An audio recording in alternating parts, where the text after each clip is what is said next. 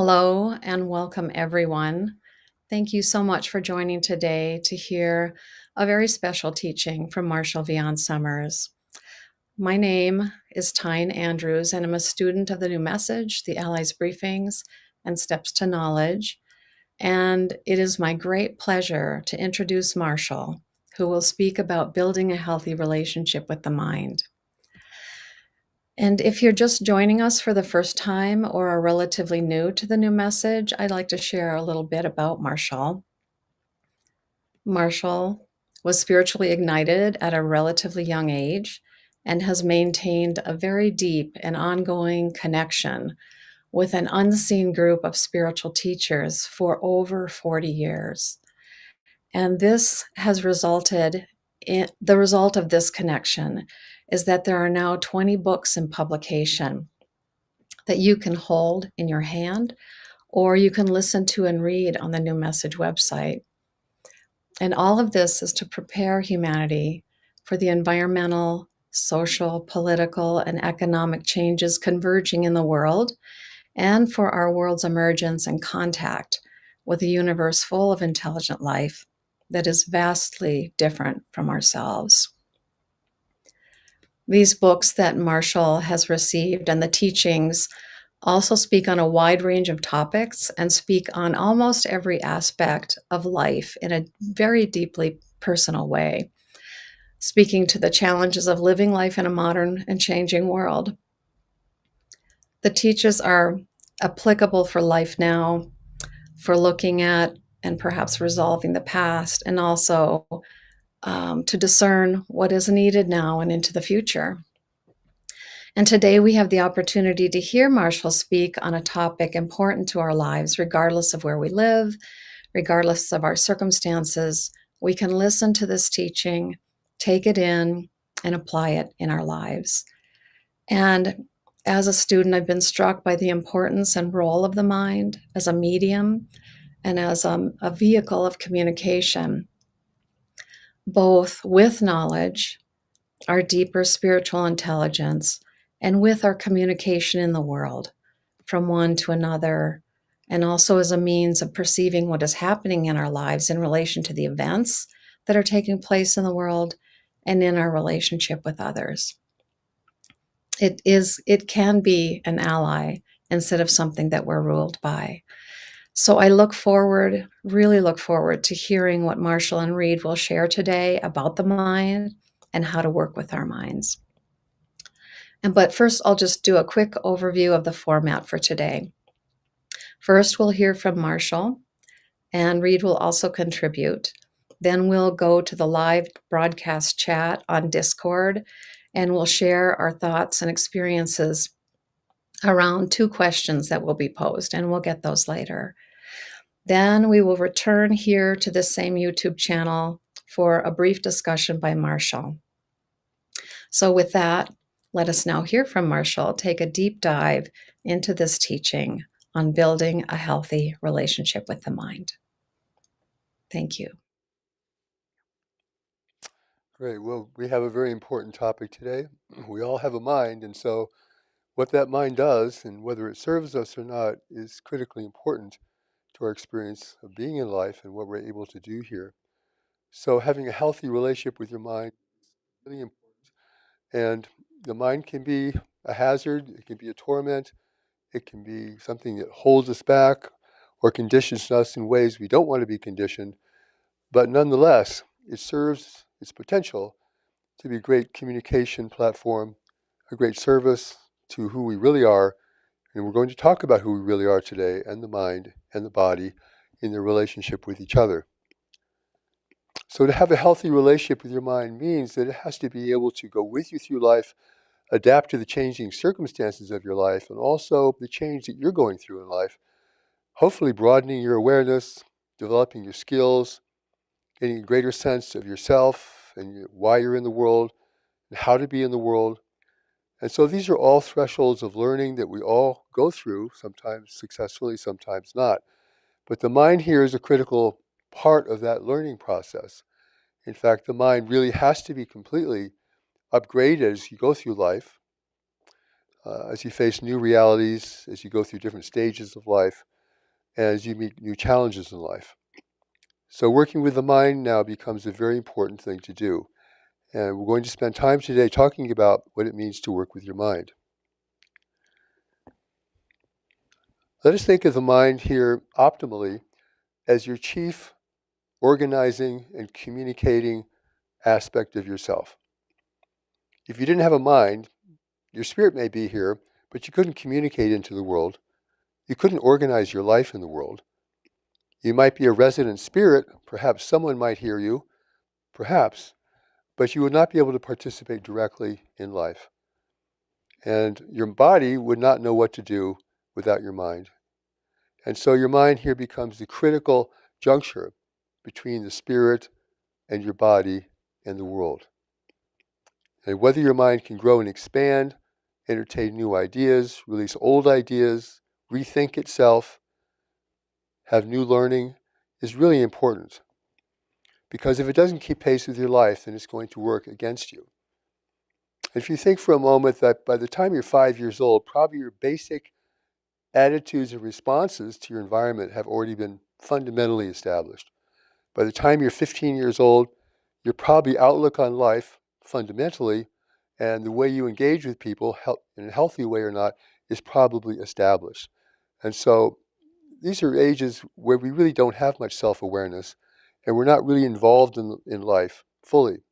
So we carry forth a mind that has already been set in so many ways, perhaps appropriately for its own survival and well-being, perhaps illogically, whatever the case may be.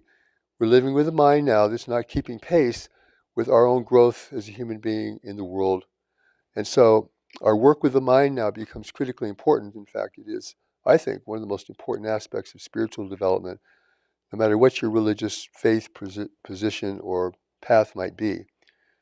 Because your mind becomes now either an impediment or an asset in your ability to develop spiritual awareness and also the quality of your life and your relationships.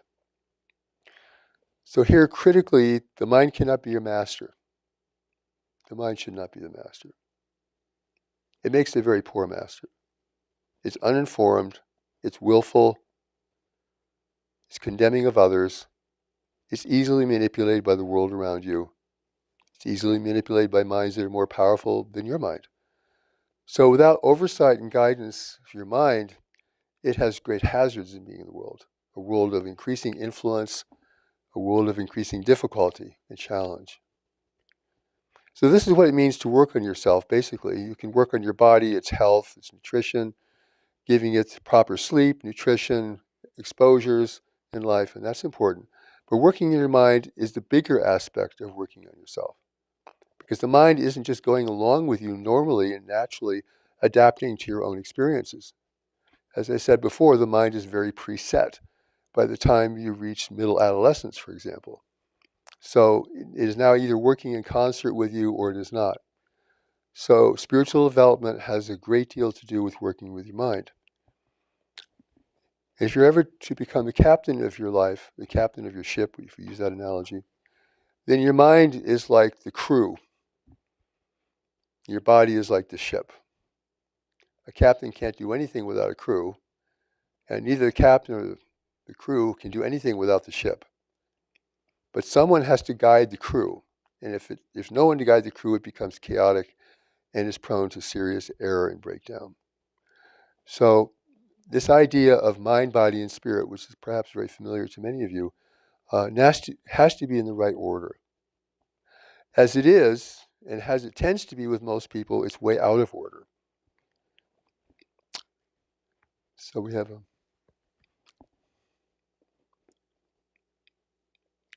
so the first realization here, and this comes over time perhaps, who you are is not your mind or your body. Therefore, you can establish a position centered beyond your mind to observe your body and your mind. To observe. This is very important, and this is a part of many spiritual practices, observing the mind, without interfering with it, without trying to control it, without trying to indoctrinate it in a religious belief or philosophy, just observing the mind. And the benefit of this is you begin to realize, wow, if I can observe my mind, well, then who am I? I must not be the mind I'm observing because I can look at it objectively, and I'm thinking independently of it because I'm observing it. So this begins to create some space that you need within yourself to be able to understand your mind, to be able to direct your mind, hopefully in a very healthy way. And it allows you to become like an overseer of the mind. Not a tyrant of your mind, but an overseer.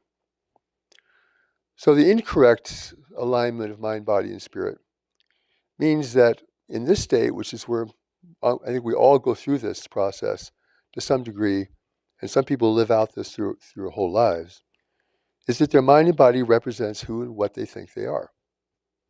Well, this is me, my body is me, it's my mind, it's me. What else is there? So they think that is who they are. Here the mind serves the needs and the safety of the body primarily. Overly concerned with the needs and the safety of the body, either appropriately or inappropriately. And so now the condition of your body begins to rule the condition of your mind, even though your mind is far more powerful than the body is. And if there is a spirit, then the spirit is believed to serve your mind, giving it its wants, its needs, guiding it through life. The spirit is like a resource for the mind. It's okay to start there, but that's not really the relationship that's appropriate. So this is incorrect because it greatly limits your ability to manage your mind, manage your life, and have any sense that you have a spiritual reality beyond it that is independent of it. And it's not governed by your thinking, beliefs, or attitudes. So the true alignment of the body is the body serves the mind.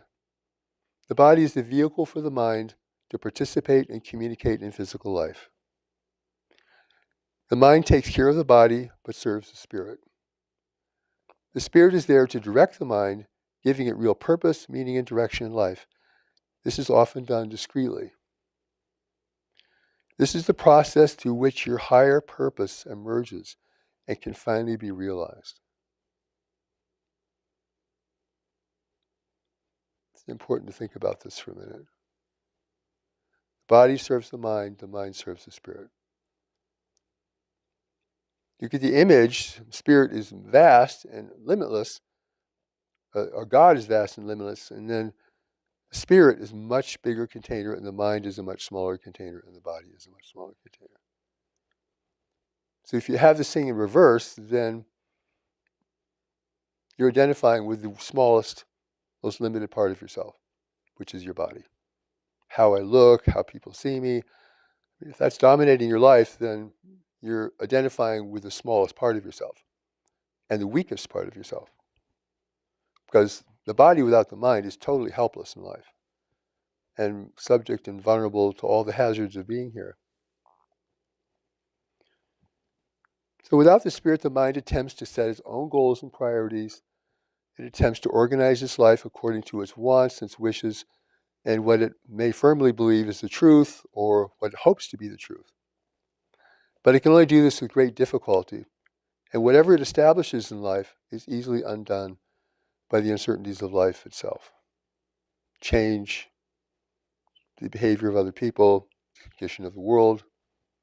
Right now we're facing conditions of the world that could change the reality of almost everyone within decades, which is pretty remarkable. So knowledge, we talk about knowledge now, is the intelligence of spirit. Knowledge isn't just what you think you know or what you learned in university or college or school. Knowledge is a greater intelligence that is your link between your mind and your source, spirit. I use the word knowledge instead of spirit because knowledge is an active intelligence in our life, whereas spirit can seem very ephemeral. And what is spirit? It's hard to identify what it is or how it's functioning in our life. But the power of knowledge is engaged with through often our intuition, but all through other aspects of our mind and body to inform us, warn us, hold us back, move us forward, have a real impact on what we do in life, which the mind cannot really understand. So the mind is always limited by its beliefs, particularly its firm beliefs. But knowledge is not limited by the mind. So in a way, it is your highest source of information and guidance. And it's God's great gift to everyone. Though most people know not of it, or maybe have never experienced it very clearly, or certainly don't understand it. For God's not managing your affairs, not managing your life. The God of the universe, a God of a billion races and more in galaxies beyond this galaxy, is not managing your life. But God has put a perfect guiding intelligence within you to do that when you're ready. The key is when you're ready. It's very important. So this goes way beyond intuition. Even though knowledge does work through intuition, knowledge is actually who you are outside the world, outside of time. Going with you in your ride and your journey here on earth. Working behind the scenes, unrecognized, unknown, but there to serve you and guide you when you are ready to have this happen. So this gives us a hierarchy within ourselves. This is a quote from Steps to Knowledge, Continuation Training. Step 6, my mind is here to serve knowledge. The mind without a true ruler, knowledge, will try to rule itself, and it makes a very poor guide in this respect. True harmony within yourself means that your mind is serving your body, mind is serving your spirit, and your body is serving your mind.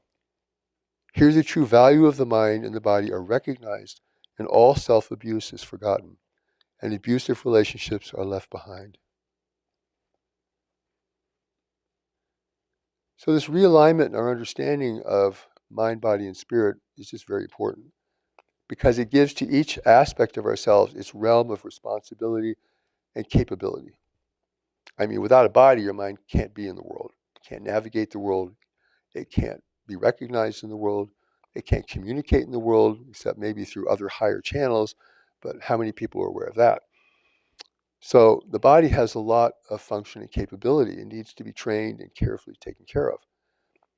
But your mind now has a greater set of responsibilities to govern your body, but also to receive direction from a higher source within you, which is your knowledge, which is your connection to the divine.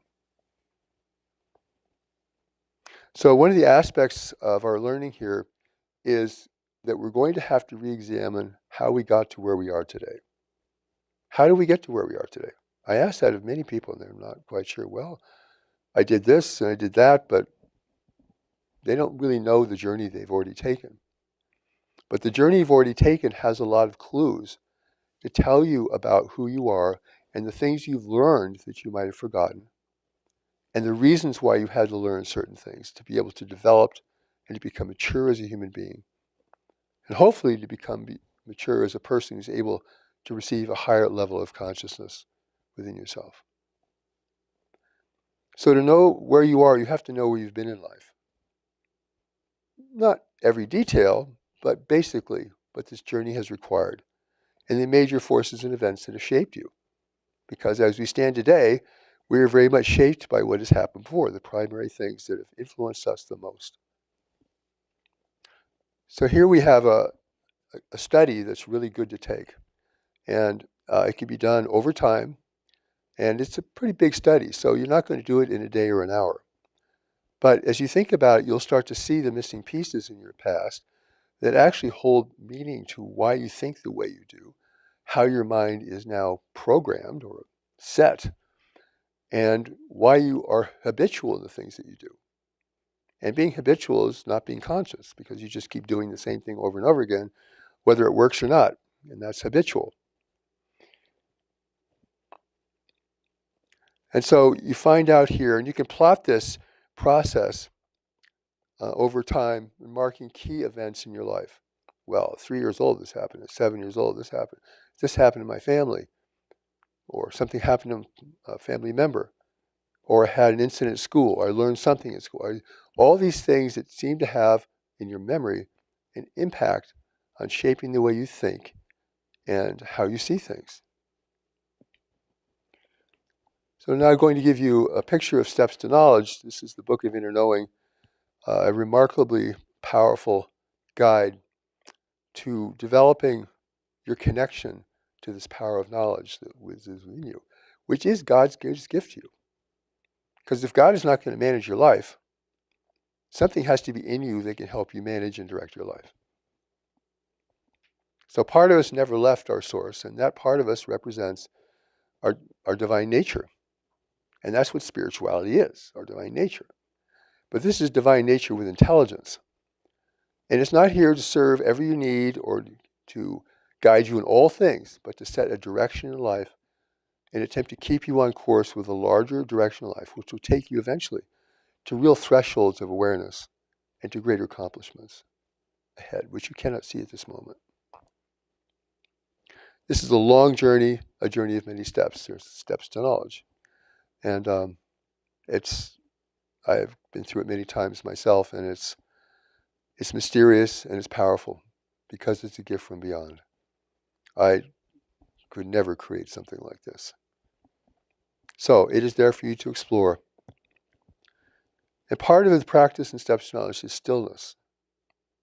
Stillness practice. Which sounds very simple, very easy, just be still. But when you find out how your mind is out of control, you see that it's really hard to be still. To be still for more than 10 seconds. You quiet yourself down for a very minuscule amount of time, and then your mind just keeps on going. Going here, going there, thinking about the past, thinking about today, thinking about that person, thinking about that event, wherever it's going, you don't know where it's going because your mind's out of control. It's running itself. It's operating out of its own pathways of thought, which are well established. So when you practice stillness, you learn now to bring yourself back to a place of quiet observation within yourself. And there are several traditions, particularly Buddhism, that really emphasize this self-awareness. Watching, not trying to change the mind, not trying to shape it, but just watching it. Because when you do that, you begin to realize, well, who am I watching my mind? I always thought I was my mind, but here I am watching my mind. And the further you step back, the more you can see, wow, my mind does this and does that. Why does it do that? It's erratic. It's not organized. It's highly reactive to certain things and ignorant of other things. And so over time, you begin to see, wow, my mind is kind of out of control and very influenced by certain things in the environment and not responsive to other things. So you take note of these things from observing your mind. The other thing that stillness does is it begins to open a deeper portal into a deeper mind within you. It's almost like we're living at the surface, where it's constantly being stimulated by the world, it's constantly reacting to the world, it's reacting to its own thoughts and the thoughts of others and what you see, and it's constantly stimulated by movies and television and socialization and hazards and violence, and you're constantly up here. But what is down below you? Whoa. So stillness allows you now to gradually begin to transit the levels of the mind. And there are levels. What's conscious is what's on the surface, constantly stimulated by the outside. Below that is realms of memory, past experience, some of which is actually pretty important and much of which isn't. There's a lot of detritus and meaningful information down there. But as you transit the mind, you go into deeper and quieter states. And these states allow you to engage or have a pathway to the deeper intelligence within you, which I call knowledge, which is your spirit. And you're going to need this spirit because it holds the real purpose and meaning of your life, which your intellect cannot really figure out.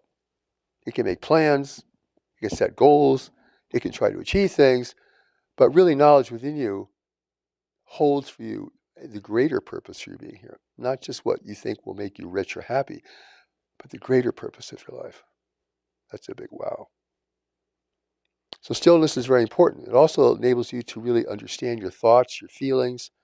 It enables you to step back from the things that are overtaking you. It really prevents you from being overtaken by other people's persuasions, by other forces like in the mental environment, the environment in which we think, which are very powerful. It enables you to have strength and independence from the mind, functionally. I can step out of my mind enough to be still, to listen, to be quiet, and also to observe what my mind is doing or not. So this is a tremendous path of development for people.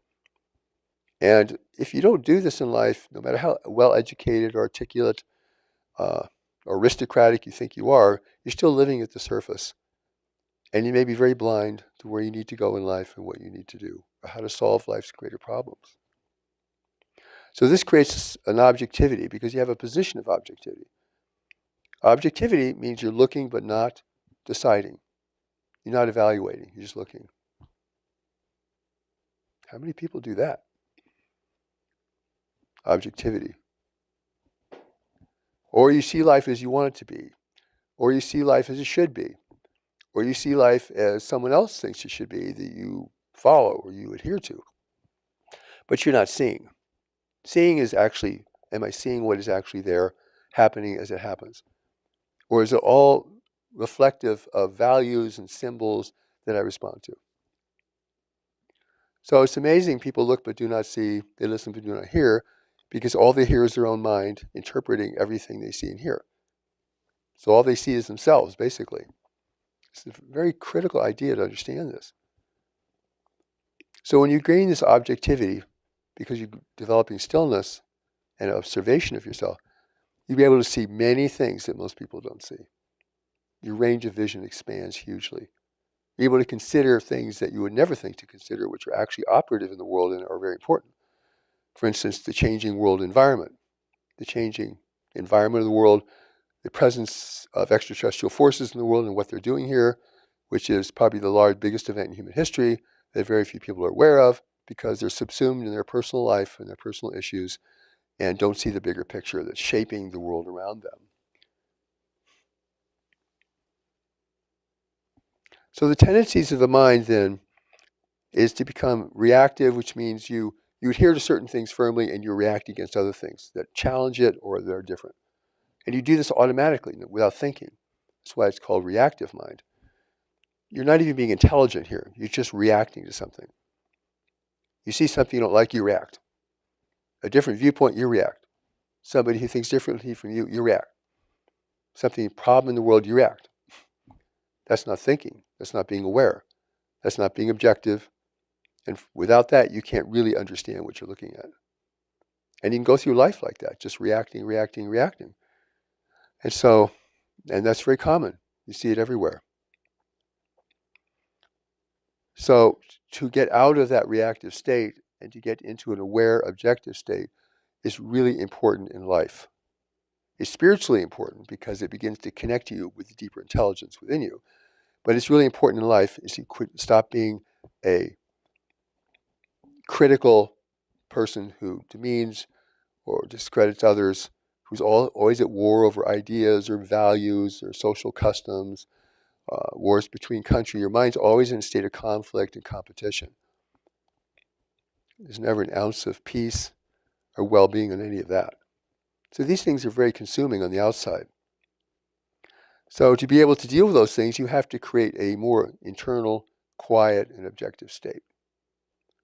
It's not like you don't feel things, but your feelings don't overtake you. Of course you feel things. It's not like you don't see things. Now you're really seeing things as they really are, which you couldn't really see before. You only see your ideas about them. So this is a big breakthrough for anyone who takes this journey.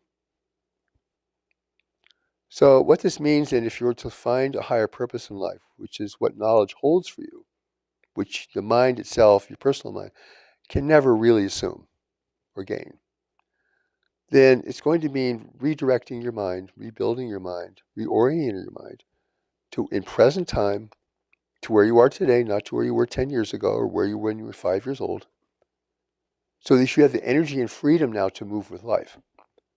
Whereas before, you just don't seem to have that energy and freedom. You'd like to move in life, but you just don't have the verve to do it. Something's holding you up, something's holding you back.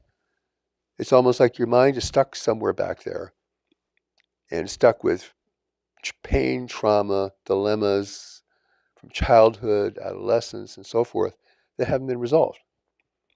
So again, here, working with your past is a path of resolving those issues by becoming aware of them and looking at them objectively as you can, until a point where you're able to learn from them, because that's the value of your experience, is what you learn from it. Learn in a positive sense, not just, learn to hate those kind of people or never do that again. It's learning from your experience. Then your experience ceases to be something you want to avoid or deny, but an asset from your past. Even if it was painful, even if it was costly, it's now an asset. This is how wisdom is developed in life. Wisdom isn't just having beautiful ideas or living beautiful notions of life. Wisdom is what you have learned that is beneficial mostly from making mistakes and other people's mistakes. So avoiding your mistakes is not the path of wisdom. Any spiritual teaching that is worth anything is always going to take you back into your past to gain that wisdom. And the wisdom is obvious. It's not like you have to be philosophically oriented to get it. It's just obvious what that situation taught you about life. So unresolved problems from the past will reoccur. Things that happened to you before that were painful will reoccur in different ways, perhaps. And you have to be able to step back, look at them, assess them, and know what you're looking at, which is possible. So the thing about the mind, and one more thing I want to say about the mind here, is our personal mind is very lazy. We all know that. Part of us is very lazy. We'd rather hang out, not do a lot of stuff. But the mind is lazy. Once the mind sets up its pathways of thought, it wants to just hold those pathways. It itself does not have the incentive to learn. The incentive to learn is coming from beyond the mind, into the mind. The mind may need, I need to learn something to survive. Yes, that's the mind. But to take the mind somewhere else that hasn't gone before, that's coming from a higher place within you. So your mind is lazy. To work with it, you're going to have to become its overseer in a beneficial and compassionate way, but a firm way. And you're going to have to train it to do different things. That's why we have spiritual practice, to train our minds to do something it never did before. Or train even your career, your work, your life. You have to train yourself up to do certain things you never did before. So this requires a position outside the mind to see your mind clearly, and also an engagement with the deeper intelligence within you, which is what the way of knowledge is about, what steps to knowledge is about. So the things in your life that aren't working, that are unhealthy, that are holding you back, these are areas that you need to work on. They're not going to go away. There's no magic pill that's going to make it all dissolve. God is not going to intervene and take away your suffering, but God will give you the means of resolving your suffering, which is what we're talking about here today. So there's a lot of ways to do this. Certainly to do your historical review, looking for the key elements you think have shaped your life and outlook on life and your feeling about yourself. Those are very important. And you can do this on your own. You could do it with a therapist, but you could do it on your own. It's just you map it out and you look at what happened when, how you responded then, how you can look at it now, what you learned from each experience that is beneficial to you. We all have to learn what doesn't work. And you don't learn that just by somebody telling you that it doesn't work. You have to often learn it by finding out it doesn't work. So painful experiences are very important to reevaluate, because they're teaching you lessons about life, things to do, not to do, certain people to be with, not to be with, certain avenues not to go down, certain tendencies in your own mind not to follow. You become more objective with yourself, more discerning, more careful. So changing the mind is a process of continual focus and reapplication. I really believe in behavioral modification myself. I've had to change so much in my long 40-year journey to get where I am today that it's almost, my former life is, I can remember it, but it's nothing like where I am today. My mind is nothing like it is today. And that's not just because I did spiritual practice, because I actually acted upon the things I knew to do. that changed my life and the kind of life I had and how I view life and myself. To build real self-confidence comes from this, not by having new ideas, but by actually doing new things and achieving them. So action is very important here. I know a lot of people love insights and love to have moments of insights, but that's only the beginning. You have to forge a new kind of life, and which means you have to forge a different kind of mind. Based on what you have already, has to be rebuilt, improved, cleared out, cleansed of old hazards, old painful memories. So one of the things you can do today in this process is to write down any unhealthy or undermining habits in your life and direction. Just write them down. You don't have to say what you think they are, or you don't have to evaluate them. And just write them down so you can look at them. Get them out of your mind and onto something you can look at objectively. And then for each one, write down a possible course of action, not just idea, that could counteract and resolve that problem for you now. You can't just play mind games with yourself about this. Courses of action are the things that have forged us in the past, can reforge us in the future, creating new pathways of learning and thinking. Another important practice here is always know where your mind is going. Wow, that's a big one. Always know where your mind is going. Most people don't have a clue where their mind is going. Maybe 10 minutes a day they know where their mind is going. It's just going, and they're going with it. Maybe they have to restrain it. Maybe they have to not say it or speak it or act upon it. But this is something you're going to develop over time, and it means you become self-aware in the moment. Where's my mind going? It's a check-in. We have an hourly practice in Steps to Knowledge just to have yourself kind of check in to see where you're at, where your mind is going. And after a while, you become to do that more spontaneously, not all the time, but more frequently, and you have a better sense of the condition of your mind and where it's going. It's amazing how you can go through entire days and have no moment of self-awareness. Common. And so you wonder why people don't do well in life, why they don't see hazards that are arising on the horizon, why they don't respond to problems and needs in their life. I mean, they're just not even paying attention to what's going on inside of them or in life.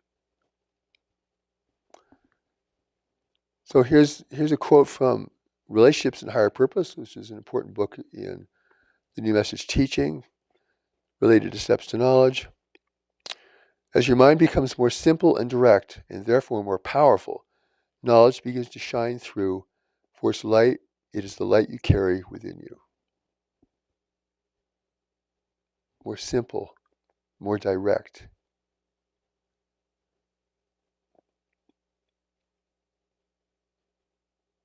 You're not seeking greater complexity of the mind. Even if you deal with very complex issues, more simplicity in from where you see things and how you just make your decisions. And this gives you the opportunity to experience the light of knowledge within you, which at certain points will show things to you or say things to you that will be very clear and defining about what you need to do.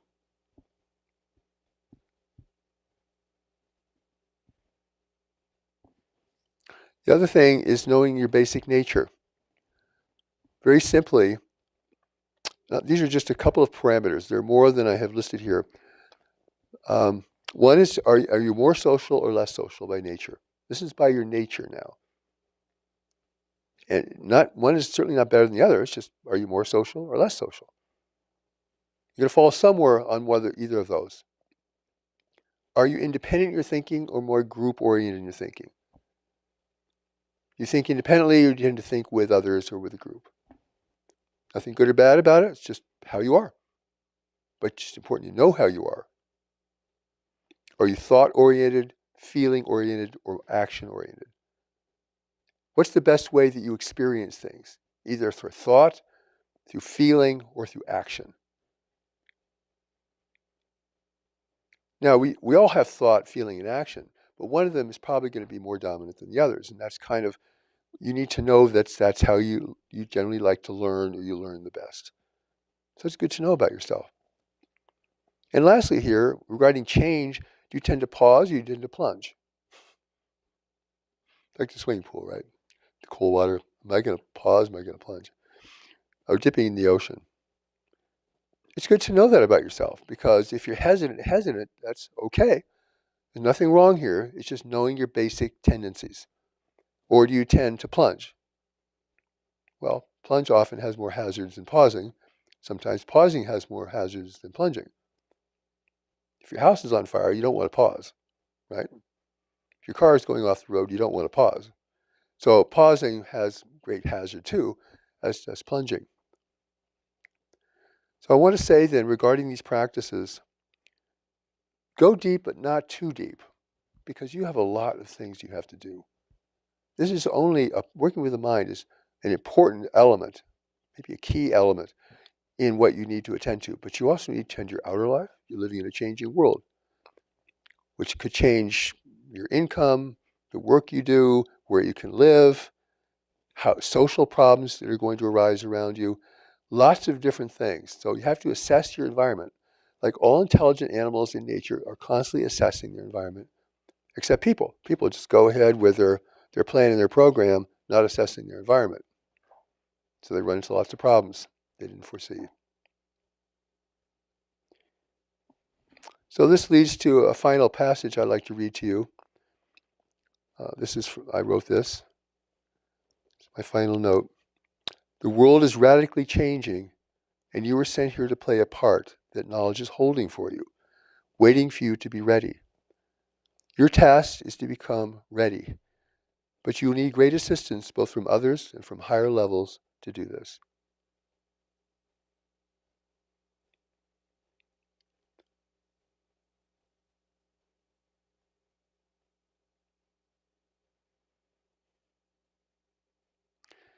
So to complete my part of our session this morning, I'd like to read this other quote, which I think is very beautiful. It's from Living the Way of Knowledge, one of the books of the new um, that I have written, and that is very important. The spirit knows, the mind thinks, and the body acts. When they are brought together, greatness begins to be revealed in the world. Your ancient home begins to be experienced here. A life has come alive, a mind becomes illuminated, a body is able to express and to communicate greater and more pervasive reality. This is what you are working towards and for, and this is why your work in the world today is important. I'll stop for now with that thought.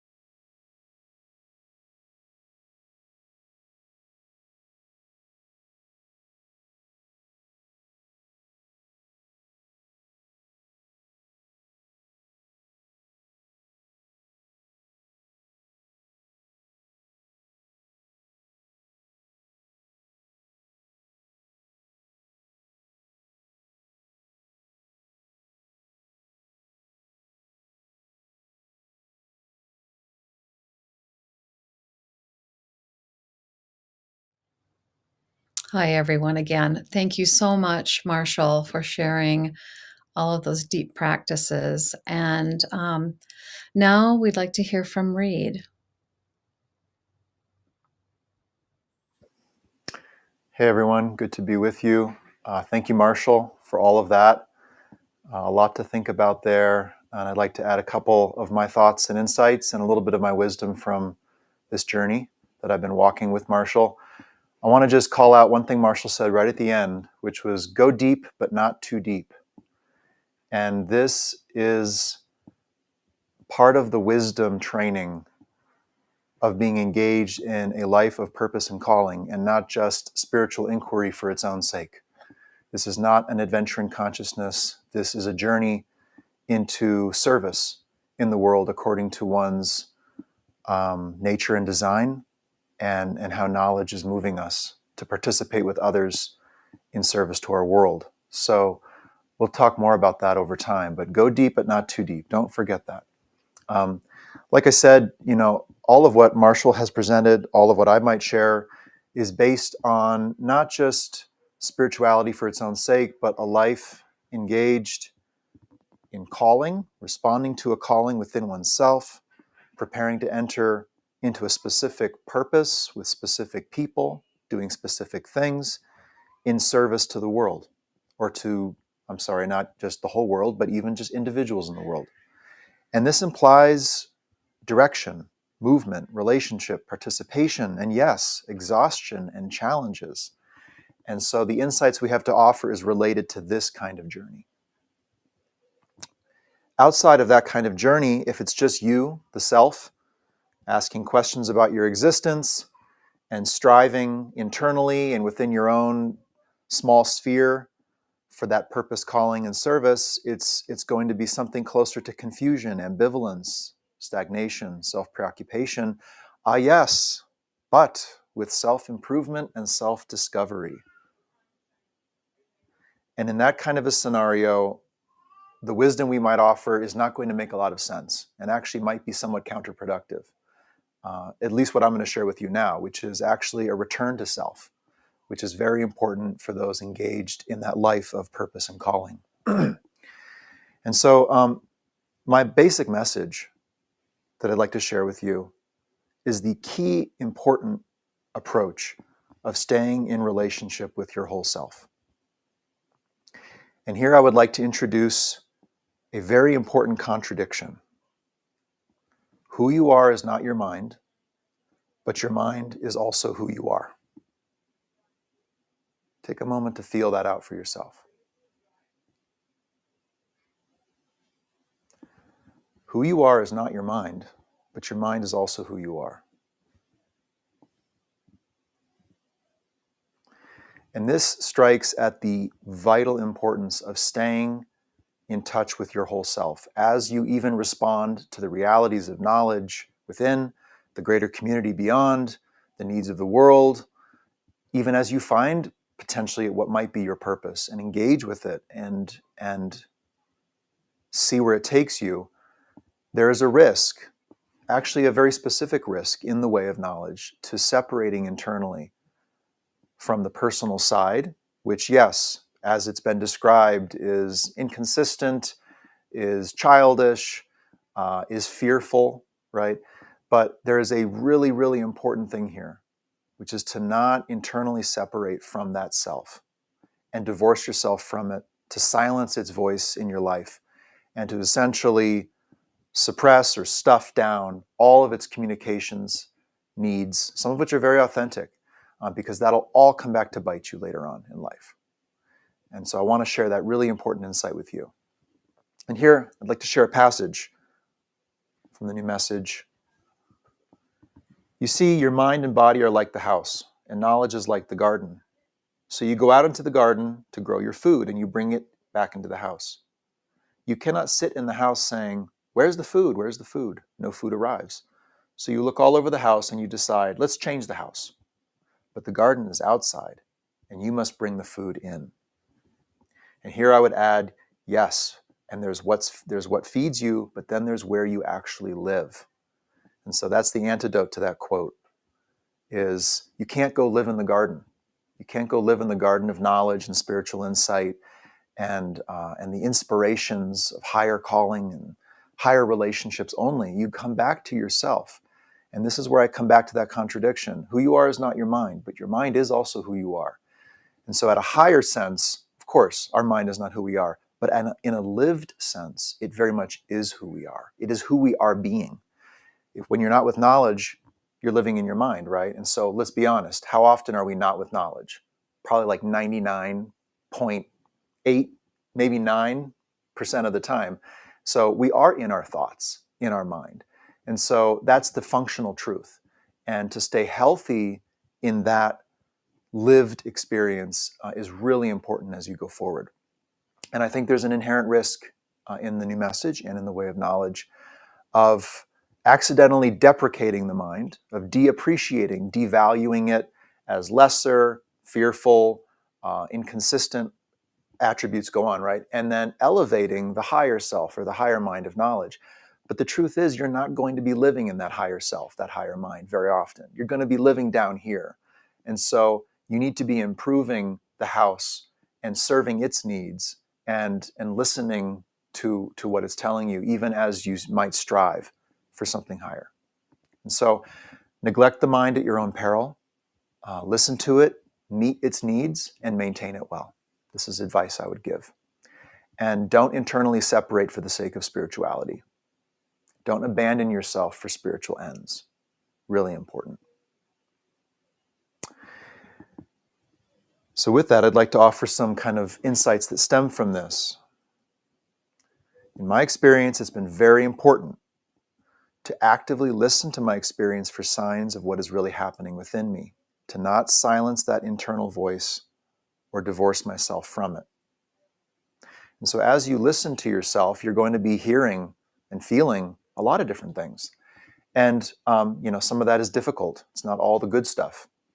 But it's really important to continue to listen to that, because that difficult stuff has information, vital signs as to the true state of your mental and physical well-being and the relationship between your mind and body into the environment of others, of the world, of possessions, of other things. And so a lot of what establishes, I believe, a healthy mind is managing the relationships the mind has out beyond itself. Those energetic dynamics that pull energy from the mind or provide energy to the mind. And so the mind can get into very unhealthy dynamics. And so often you'll hear the mind express communications of depression or anxiety or frustration or exhaustion. Super important to listen to that. That's information. That's vital. Those are vital signs as to the true state of your being as a human, as a lived human in this world. So very important to listen to that. And with that, I'd like to offer this kind of maxim you might consider. Instead of fighting it out with yourself, go find out with yourself. Find out instead of fight it out. Instead of grappling with the mind and its negative thinking and its tendencies, and again, deprecating that, reaching for knowledge, go face that. Go turn to face yourself and listen and see what the mind is telling you. Also important there, though, is that often what it appears to be is not what it really is. It is usually about something else. You are rarely upset for the reasons that you think. And this is why, again, starts with listening to oneself, but it also leans on this key attribute of studenthood in the way of knowledge, which is observation, establishing a point in your experience from which you can observe the mind. And I'll be just totally honest, this has been absolutely vital for me to stay in the saddle and not be thrown off that saddle with great injury. And so I do take time to listen, to map out my mind, to see what's really going inside of it. I take those personal retreats. I spend those evenings and afternoons, and I encourage you to do so as well. And what this has given me, which I would invite you to consider if you need as well, are the abilities to listen to myself while I am speaking to someone else.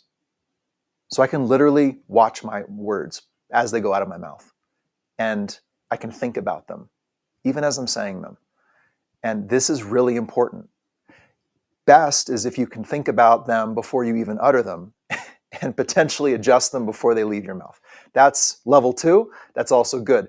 But even if you're communicating and expressing yourself, can you watch that flow of communication? Can you consider, what is it that I'm really trying to express here?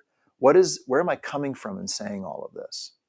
This is the result of establishing a point from which you can observe the mind instead of just be the mind or be enveloped by it. Can you watch your emotional reactions as they are literally taking place? Can you analyze them afterwards? Not critically, but with curiosity to understand what was really going on with me in that moment. And then can you take the time? Are you willing to take the time to sit down and write those things down, transferring them from the more reactive part of the brain to the more executive part of the brain? Really important activity is to actually write out felt experiences, to take them out of that vague, emotional, reactive space and put them into the cognitive space, the space that has concepts and deliberate action associated with it. So this is another thing I wanted to contribute to you is the importance of becoming the observer in your experience. Another thing, also important, is finding ways of constructively expressing what is actually in your experience. Self-expression, I believe, is vital for a healthy mind.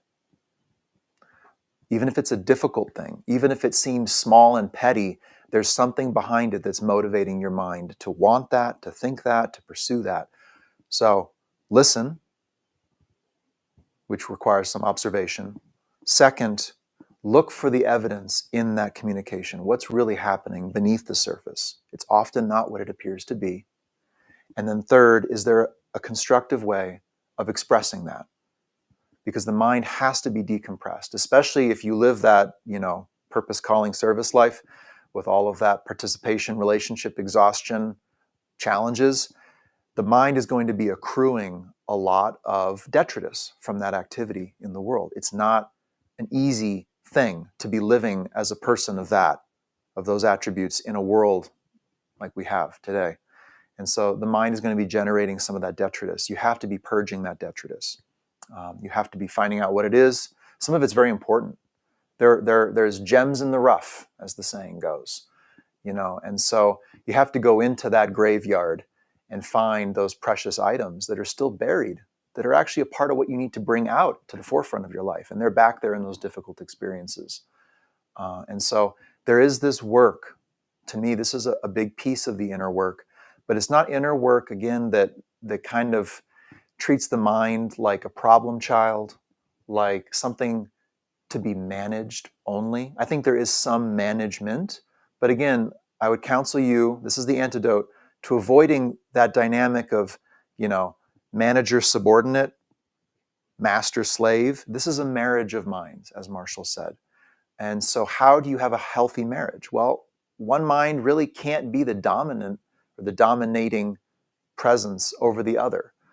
There is a service dynamic. The mind is meant to serve. Personal mind, the knowing mind. That's true. But the truth is we are the personal mind. And you will be that tomorrow and the day after. And that is a vital partnership with the knowing mind. And that is also, even the more you may become like knowledge, the more you unite with knowledge, if that ever happens as your studenthood deepens, which may or may not happen, even then, it becomes all the more important. The mind is an even more vital partner. Its capability to sabotage the whole process is even greater. And there's an adage that the personal mind bats last, in the baseball analogy, right? So like, who's up in the batting rotation? Well, the personal mind bats last. So don't undermine the personal mind. Otherwise, it will have its way with the game. And this is wisdom I've gained from my own personal experience and in relationship with others. So I think that's really important. And then last, before I end, you've heard me say it many times. You've heard Marshall say it today, but I think it's absolutely vital. You have to get your life moving. If your life is stagnant, all of this wisdom, all of these insights will not find healthy application that really makes a difference for you. So purpose and calling and service means that you're now moving in concert with other forces in the world. It is a greater coordination. It's not just you, yourself, your spiritual awakening. And so if you're not moving in concert with life itself and those elements of life you're intrinsically connected to, you're going to start to feel really messed up. You're not going to feel good. And your mind is going to be barking at you, and your spiritual side is going to be doing the same in its own way. And it's going to cause upset and turmoil. And, in some ways, getting moving is the key. They say in physical exercise, movement is magic for the body. The body, its tissues, its muscles, its joints, they need to move. They're made to move. Well, the same, I would say, is also true for the mind. The mind needs movement. It needs to see evidence of its self, the mental, personal self, moving in concert with life, because then it will sense that it can take its place in service to that greater movement instead of having to claim that movement, generate it from scratch, and really kind of take control of the process, that's a whole other conversation, what that's like. So movement is magic for the mind. So I wanted to contribute these insights to you that stem from living a life of internal calling, purpose in the world, service with others. I'm hardly a master of any. I'm simply a participant in that whole. And so this is some of the wisdom I'd like to offer on the relationship that you can have with your mind in a healthy way. So thank you. Good to be with you all this morning.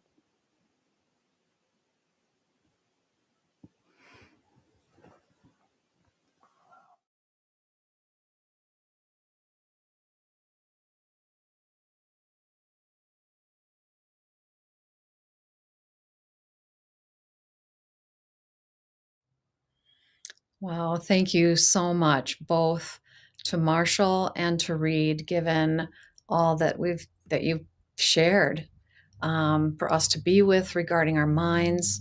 So important to be with ourselves, to be an observer of ourselves, and to take note of what we might be experiencing, and doing the work to manage our minds while being willing to see ourselves clearly, but with compassion as well. I loved hearing you say, get your life moving. We're now going to transition to the live broadcast chat, which is linked in the description below, or if you have it already saved somehow. So it's in the description below in the YouTube broadcast, and we'll be considering 2 questions. And those questions are, what do you feel is the greatest area of need in working with your mind? And the second question is, do you currently maintain any mind management practices? If so, what are these? What effect or benefit for you have these practices had?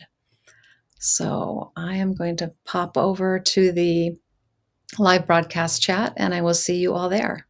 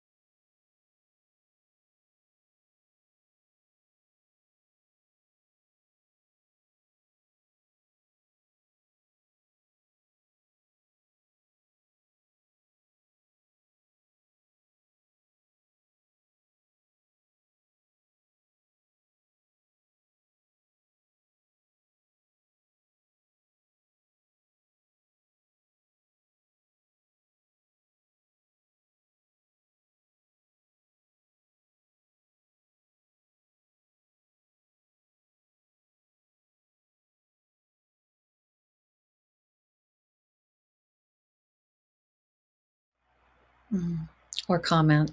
Hi, everybody. Thank you for participating in the chat today. And we are now back in the YouTube channel, and we're going to have some time with Marshall as we kind of look at what all of you have shared in the chat today. So this first comment is from Alan Joshi, and he's talking about practices. Knowing where the mind is going, which means to be present. Only contemplate things, issues, self-doubt later. Second, being in the watchtower in several situations. Third, attempting to use the wisdom from past experiences, no guarantees. And fourth, being objective about people and situations, listing fears and preferences. And that's in response to the first question. That was, first question was, what do I feel? Sorry, I just lost it. What do you feel is the greatest area of need in working with your mind? And that was from Alan Joshi. That's a good question. Well, it depends on your need in the moment. I mean, your mind is in life, in action, with people, with circumstances. So these practices that you mentioned are valuable if you know how to use them and when to use them, because you can't practice them all the time.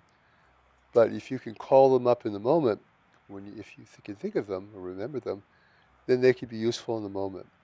I mean, you're using the mind here as a window, and so it's very valuable to do that. And the more you do that, the more you can click into a present state of mind in a situation and not be self-preoccupied. So these practices are meant to be particularly used in need, but you could practice all the time, just clicking in and out of these different states. I find it just very important when to stop myself and really pay attention to someone or something that's going on in my midst, and try to just really see what I'm seeing. And there are situations that are very important to do that, certainly.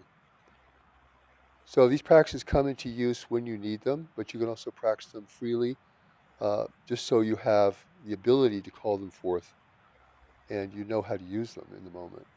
So there's what you practice on your own, there's what you use out in life.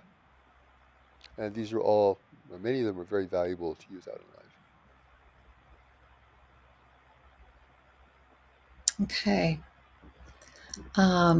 This next is from Mark, and he's responding to the first question as well, which is, what do you feel is the greatest area of need in working with your mind? And Mark says, an area I still need to work on is being able to listen. This aspect has been my greatest revelation when discovering the new message, and has always been a challenge. Being able to still the mind while moving and listening. I think I'm better at the reflective part, but I really feel that being able to listen as I speak, as I move, is an area I would benefit the most from. Well, Mark, that's really good. I think to be able to listen, you have to be able to pay attention. So paying attention is probably the first step, and then listening is the second step. I mean, if you're not listening, then, or you're not aware in the moment, then it's really hard to do these things. So I think listening to yourself talking to people is really valuable, because you have a little truth meter within yourself. Am I staying on purpose here? Am I saying what I need to say? Do I know what I'm saying, or am I just talking?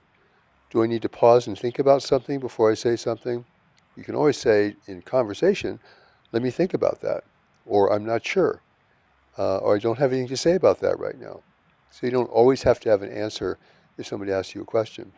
Or sometimes it's not a good question, or it's a loaded question, or it's a deceitful question. So I think it's always good, if you're in conversation with someone or being interviewed, that you want to really consider the question in front of you as to how you're going to approach it. But being present is the most important thing. Then you can decide whether you're going to listen or not listen, whether you're going to apply some kind of practice, or just be present to the situation. And some situations are hazardous, so you have to be ready to act regarding them. So I've calculated I've been in 35 countries, so I've been in these countries we often go to places that are back streets and simple life, and some of them may be hazardous. Here we were standing out as Westerners with myself and my family um, in the back streets of a foreign third world city. Uh, so you have to really be aware of what's around you and um, know when not to go down a certain street. Can I go down the street? Yes or no? Should I go down the street? Yes or no? So you're really paying attention. You're navigating now. You're not thinking about things. You're not making decisions except navigation. So it depends on where you're at and what you're dealing with, that you can call forth these various practices to support you. Thank you. This is from Melanie, and she says, maintaining focus on what really matters, being aware and careful regarding what information and potential influences that I expose my mind to, and recognizing its need for rest and to take time to integrate any significant learning and experiences. Okay, well, that's a whole host of things. There are different components to that. That's maybe fine when you're alone and you want to enter a certain state of self-awareness, or you want to consider a thought or a problem. When you're out in the world, that's very distracting. So when I'm out in the world, I'm paying attention to the world, and particularly in certain situations. So um, I think being more present to the environment and secondarily to yourself, but it's a balance. And when I'm really looking at something, I'm not paying attention to myself. I'm just looking and listening. I need to know what's happening around me, right? Or I want to witness something. So that's looking without thinking. Sometimes you have to look and then you have to think, well, what is going on here, or should I respond to this? So that's looking and thinking. So there's different kinds of ways you could do this depending on what you're doing. I think the outer practices are really important because we have so many opportunities to use them. To be still and listen to others, to be still and observe others, um, and save your inner exploratory work for when you're home alone or you have time and space to do that. But out in the world, you should be all ears, all looking. And you'll see things that you wouldn't see otherwise, and you'll see things that most people don't see. And you'll tune yourself to dealing in a world that's becoming ever more frantic, ever more tense, ever more problematic. I notice that driving in traffic, people don't drive the way they used to. They're much more aggressive, much more rude, they're much more self-preoccupied. Of course, it depends where you're living, and assessing your environment is really important. So sometimes when I'm out, I'm more assessing my environment than I am dealing with any internal state. Okay, thank you. Yeah. Um, this is from Tariq, and he says the greatest area of need in working with my mind is discerning my thoughts and emotions from the movement of knowledge. Well, I will say that most of the time, probably 95% of the time, you don't know the movement of knowledge. You're not aware of knowledge all the time. But you bring forth from what you have learned from knowledge or from your own wisdom and others' wisdom how to deal with things in the moment. So knowledge is in the background, and to be open to it, speaking to you is important. But uh, knowledge is too big for you to be aware of. So we're aware of the impact of knowledge, or the voice of knowledge, or the message of what knowledge is. It's beyond your awareness. So to be aware of what may be your deeper experience, that is important. But we don't really know how much is it your experience or what knowledge is giving you. There's a zone of where you can't really be sure of what you're looking at. It doesn't matter, as long as you're being present to it. We like to make levels of the mind and have these distinctions, but I think functionally that's not so important. You have your surface mind, your surface mental activities, and you have your deeper senses. Some of them are very deep, and some of them are not very deep. But how deep are they? Who knows? Just what are they, and what do they account for?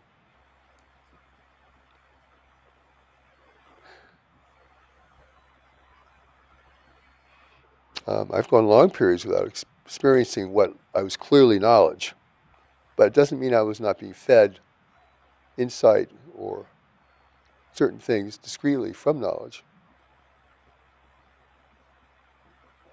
So you're not going to be aware of the deeper realms of your mind at all times, certainly. When you're out in the world, you need to be at the surface. If you're not, you'll drive off the road.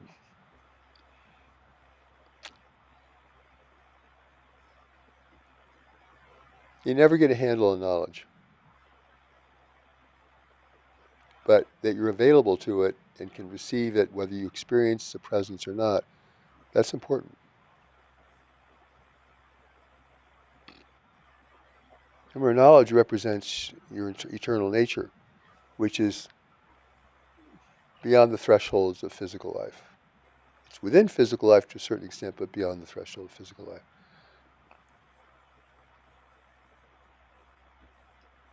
So treat it as being more mysterious than concrete.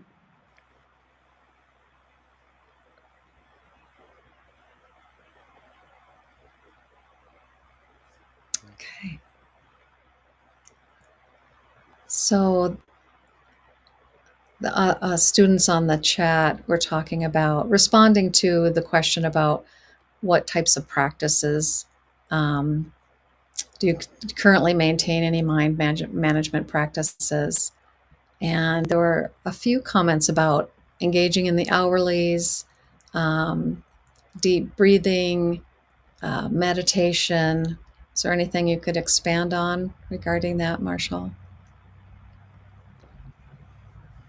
Well, with hourly, sometimes I go still, and sometimes I'm inner listening, and sometimes I'm contemplating something. I'm taking the opportunity to do a number of different things, depending on what I need in the moment. But often just being still, being silent, and letting everything quiet down. That's usually the need, but sometimes I use those practices for other purposes. So practices become, as you become more ingrained, they become more ingrained in you. You tend to call upon them more spontaneously in the moment, as well as having a formal practice time. Like listening to the mind. I mean, I pay attention to my mind. I can never say always, but quite a bit.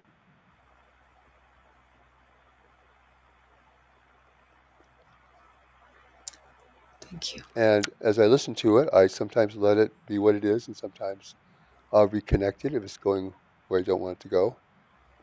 I'll give it something more important to think about.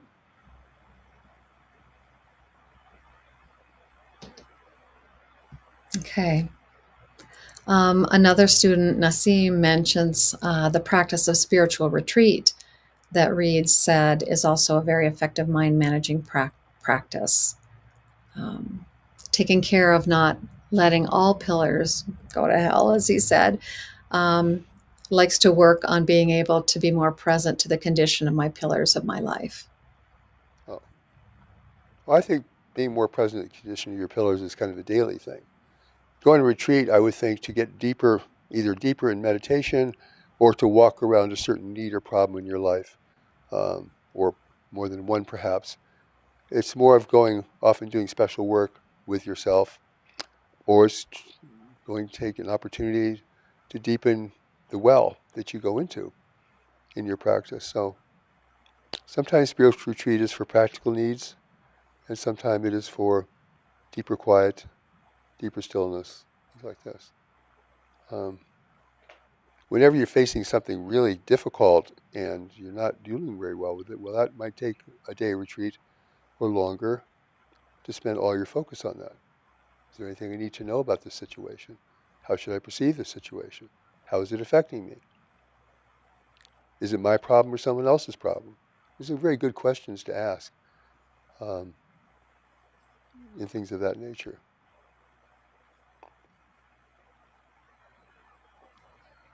I think when you're in the world, it's time to be with the world. When you're not in the world, it's time to be with. It can be time to deal with your own four pillars or with aspects of your inner life.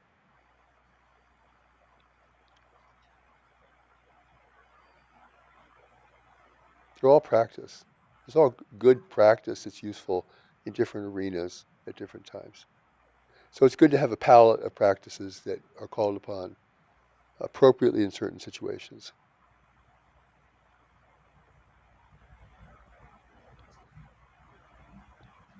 Okay. Is there anything else you'd like to say or respond to more, Marshall?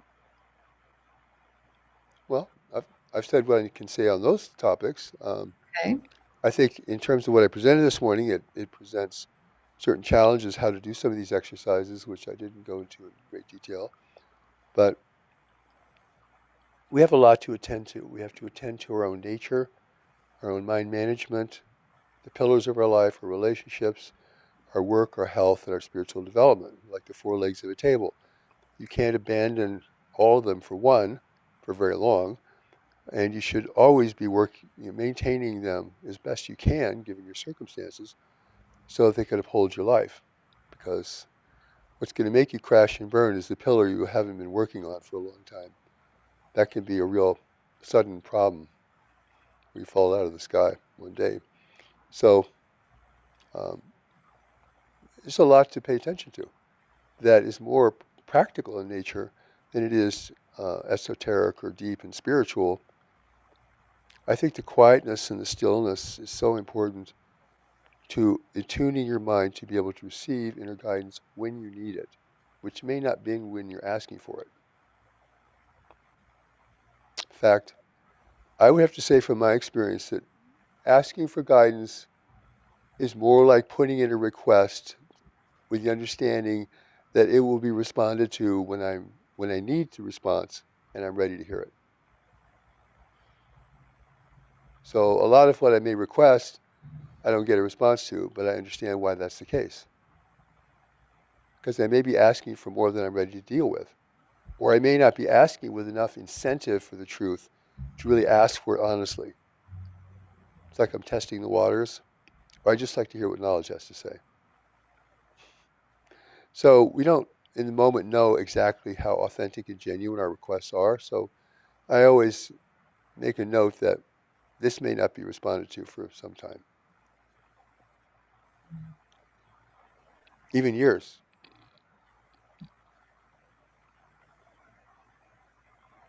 I don't need to tell knowledge what I need, but it is good that I express what I need to knowledge.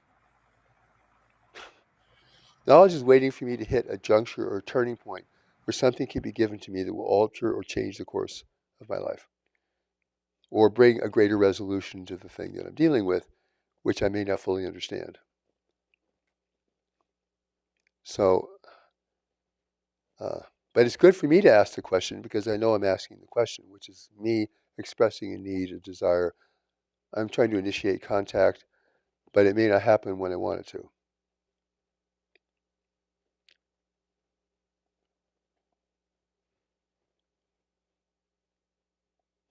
It's an old gospel song. It's titled, God may not come when you want him, but he's right on time. So I thought it was interesting about that. We don't even carry out the things we know to do. So to ask to know more may be fruitless and inappropriate. Are we really carrying out what we know to do that we already know to do? Do we keep a record of what we think we know to do or felt we know to do? And are we working on those things? Or we just want to know more? Or go somewhere else, deal with something else in life, which isn't really the thing in front of us to deal with. So I think you become more mature as a questioner over time, where you realize that Am I really dealing with the question I need to deal with? And how ready am I to deal with it? And I'll put forth a request, but with the understanding that I may not know enough or be ready enough to address it.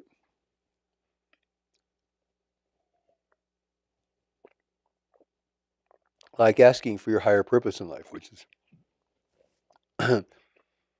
may not be revealed to you for years, and only if you were to make major progress, which you can't even see. You don't even know what that progress is. So I don't ask those kind of questions.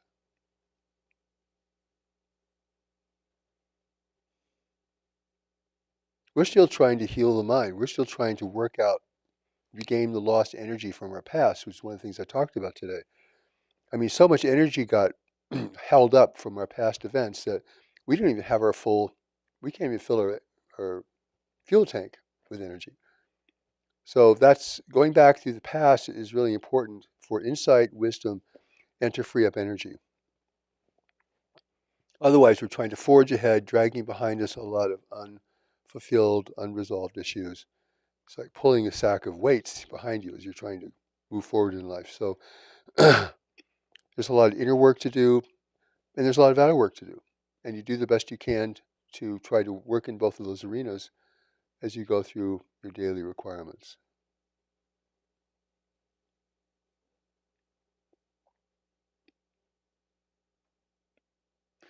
My job, I can't compare my life to yours because my task is really enormous, and I had to move in leaps and bounds. Not all at once, but episodically. So I had to do major stuff, which you may not have to do. So I can't say, well, my journey is your journey, but nonetheless, the dynamics of that journey uh, still probably hold the same in terms of how this whole thing works. So there's so much we have to take care of today. There's so much we have to resolve today. And then you can put out requests to get help with bigger things. That's my long answer to that. Thank you. Yeah.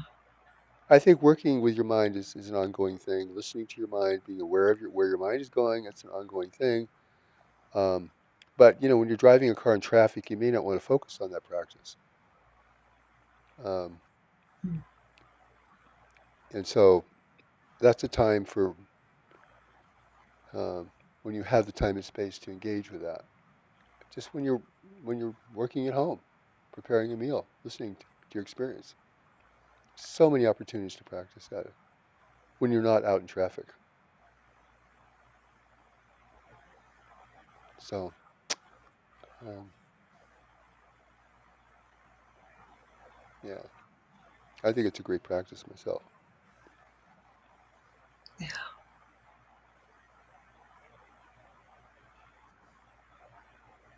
So many times I've found, wow, I just spent 5 hours today. I had no idea where I was at any moment in that time. Damn, now that's a problem. You have no idea where you were, and you're out there driving cars, interacting with people, doing things, being impacted, and you had no idea where you were.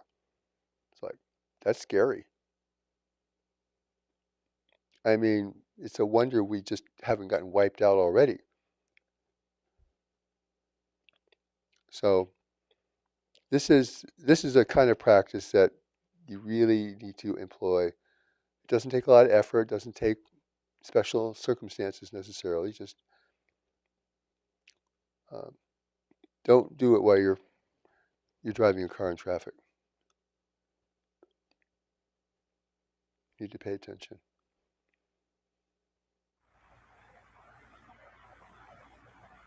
So these practices work their way in your life. You just have to remember to do them.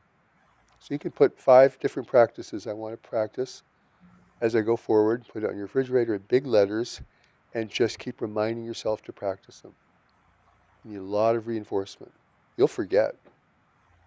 Wow, a week went by, I didn't do any of them. Where was I? Knowledge is with me. Where am I? I didn't even know where I was. So choose a set of practices you want to instill and make it very visible to you. You're seeing it every day as a reminder, and just see how much you can engage with them appropriately in whatever situation you're in. That would be a good recommendation.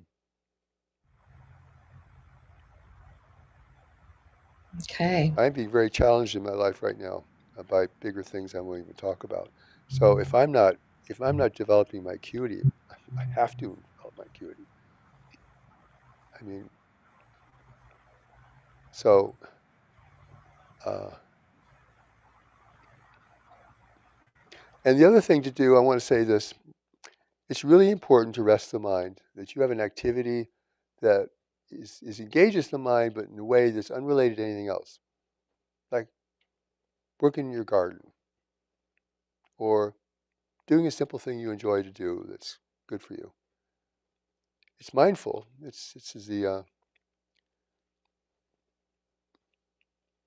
It's really helpful because your mind may be active, but it's resting. It's not problem solving a plethora of things. It's just working on one thing.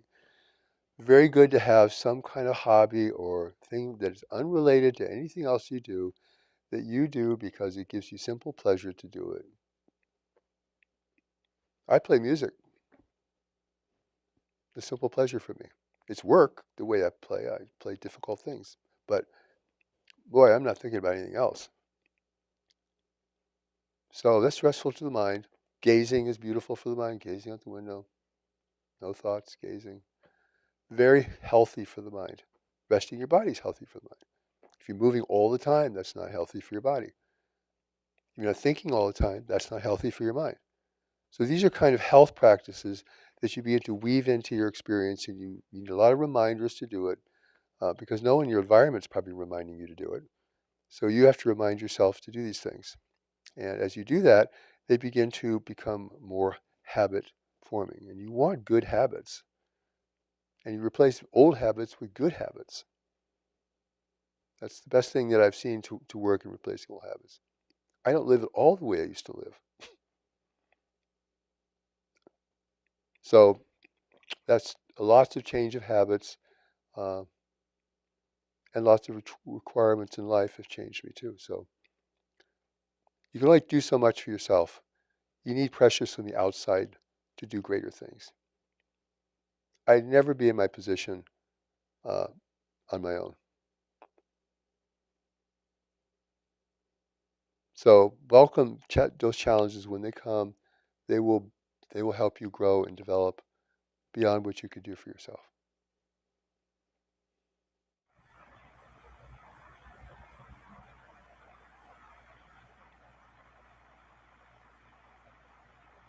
Oh, beautiful, Marshall. Yeah. I yes, managing our mind. And one thing that has come to my mind while you were talking is practice makes permanent. And you've spoken about that before. There's so many ways we practice either consciously or unconsciously throughout our day. Yeah.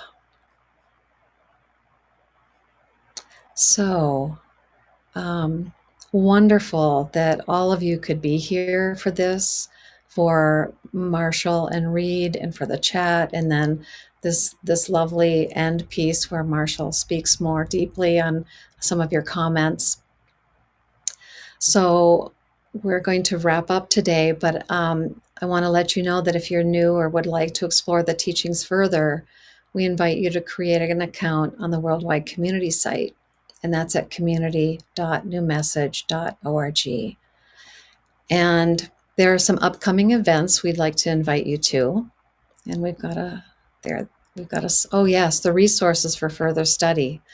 Working with the Mind from Wisdom from the Greater Community, Volume 6, Harmful Influences, Building the Foundation for a New Life, Volume 2, Interdependence from Love and Relationship, Volume 2, The Ship, Building the Foundation for a New Life from that same text, Volume 2, and The Still Mind, Deepening Your Spiritual Practice. They are all really wonderful, deep teachings to be with that will help support building a healthy relationship with the mind. And then upcoming events. I think we have a slide for that. Yeah, thank you. So yeah, in the next week to coming months, the Tuesday World Meditation will happen this Tuesday, June 18th at 7 p.m. It's a place to come and share in stillness practice with others from around the world. It's a lovely time to practice stillness. And then the Studenthood Chat will take place, the next one, June 22nd at 9 a.m. And this is part of a 2-month educational series, educational sessions, basically, with chats, teachings on learning and living the new message in our lives. And then a new message teaching will be released live on July 6th. That's coming up. And these are releasings of teachings from the new message that have never been released before. They are going into the public for the very first time, and it's live on the New Message YouTube channel the first Saturday of the month.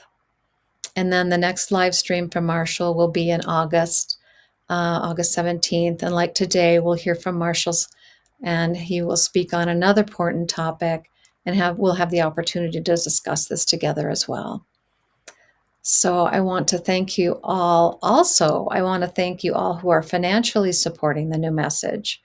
And for those not financially supporting the society at this time, please do consider giving at a level that's appropriate for you, given your own pillar of providership and work. This is a real significant way for you to help the society, Marshall, Patricia, and Reed meet the world's needs for all that the new message and the allies bring to the world and to each of us individually to financially support the society in that endeavor. It's a critical time. It's a lot of work. I see how much time, energy, and consideration go into this by Marshall, Patricia, and Reed. So please do consider supporting the new message and the society. This is our opportunity to put our resources behind and under this new phase of the work. So please go to newmessage.org/donate to contribute your financial support to this critical mission. And if you have any questions, please just email us at society@newmessage.org. And I'm glad to answer any questions you might have about donating. So thank you again to Marshall for your in-depth teaching today, and Reed for sharing all that you did as well, and for each of you for participating in this great time of live stream from Marshall. So thank you all, and I look forward to seeing you at the events to come. Take care.